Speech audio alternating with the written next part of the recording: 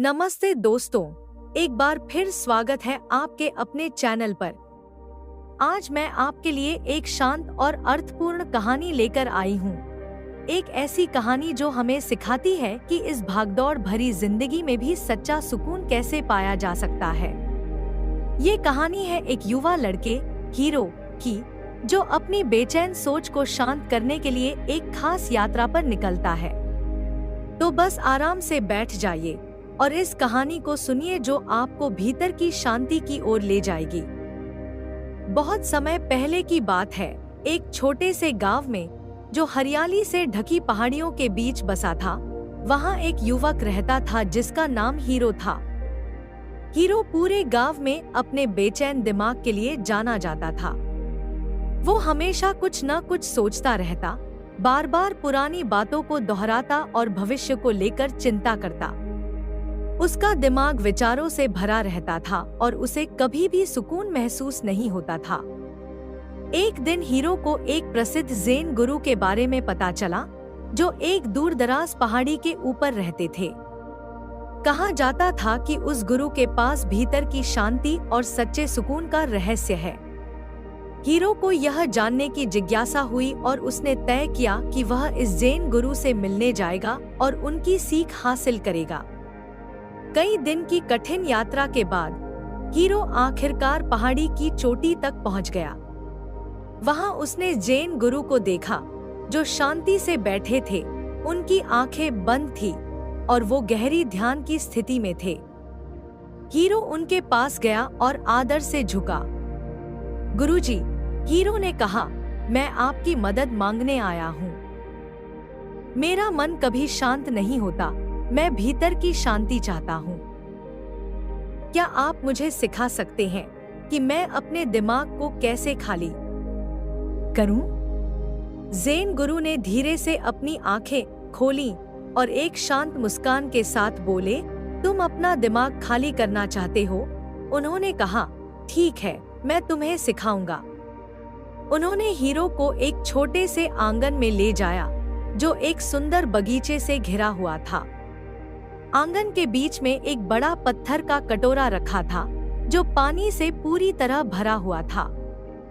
Hero ने देखा कि गुरुजी ने एक कड़छी उठाई, उसे पानी में डुबोया और पानी को एक छोटे खाली कटोरे में उड़ेल दिया। अब हीरो, गुरुजी बोले, तुम्हारा काम है इस बड़े कटोरे को खाली करना, लेकिन ध्यान रहे, पानी की एक भी बूंद गिरनी नहीं चाहिए। हीरो ने कटोरों की ओर देखा, थोड़ा उलझन में था। इतना सारा पानी उस छोटे कटोरे में कैसे समा सकता है? फिर भी उसने चुनौती स्वीकार की और काम शुरू कर दिया।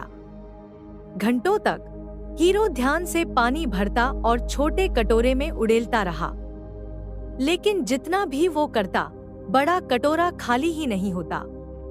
धीरे धीरे उसके अंदर निराशा भरने लगी और उसका मन पहले से भी ज्यादा बेचैन हो गया। ज़ेन गुरु ने हीरो की इस कोशिश को बड़े धैर्य से देखा। फिर वह धीरे से उसके पास आए और उसका कंधा सहलाते हुए बोले, हीरो, मेरे प्यारे शिष्य, गुरुजी ने शांत स्वर में कहा, तुम इतने मन लगाकर कटोरा खाली करने की कोशिश कर रहे हो, लेकिन तुमने सबसे जरूरी बात भूल गए। बड़े कटोरे को खाली करने से पहले तुम्हें अपना मन खाली करना होगा। हीरो ने हैरानी से उनकी ओर देखा। गुरुजी, मैं अपना मन कैसे खाली करूं? उसने पूछा। गुरुजी ने प्यार भरी मुस्कान दी। अपनी चिंताओं को छोड़ दो, अपने डर को जाने दो। जिन चीजों से तुम चिपके हुए हो, उन्हें छोड़ दो, उन्होंने कहा। बस इस पल में रहो। जो काम तुम्हारे सामने है, उसी पर ध्यान दो। यही सब कुछ है। हीरो ने गहरी सांस ली। उसने अपनी निराशा छोड़ दी। अब वह जबरदस्ती करने की बजाय हर कड़छी पानी को ध्यान से भरने और उड़ेलने लगा, उस आवाज को सुनते हुए, पानी की ठंडक को महसूस करते हुए। धीरे धीरे वह एक शांत बहाव में आ गया। उसका दिमाग साफ हो गया और हर क्रिया अपने आप होने लगी। जब हीरो ने अपना मन खाली किया, तो कुछ चमत्कारी हुआ। बड़ा कटोरा मानो उसका साथ देने लगा। पानी आसानी से बहने लगा और हर कड़छी के साथ कटोरा थोड़ा और खाली होता गया।